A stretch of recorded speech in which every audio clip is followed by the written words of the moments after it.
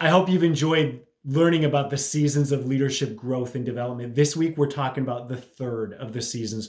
We're talking about the season of harvest or the season of success that we've all been waiting for. It's the season that we all love being in because, let's face it, this is what we're working for, right? My name is Paul Lemire. I'm founder of Lemire Leadership Solutions, and this is your leadership lesson of the week. So we've talked about two of the four seasons of a leader's journey, of a leader's life up to this point. The first season is the season of struggle.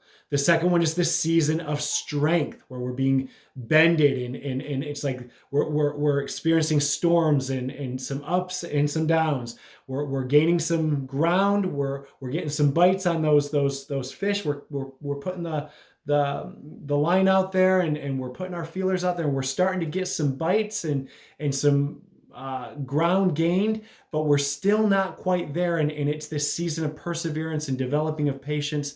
And then we come into the fall season, which is all about the harvest. Everything you've worked for up to this point is finally starting to manifest itself. This is a season of picking to enjoy, and it's a time of picking to put into our pockets. It's a time of profit.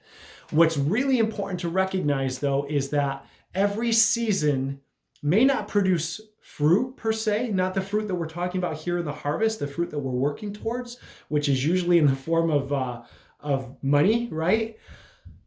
But every season will produce seed. And it's so important that we, again, understand the purpose of the season that we're in so that we know what to look for in terms of the seeds. We need to take hold of some of the seed and make sure we don't eat it all, because we need to use some of that to invest in the next season.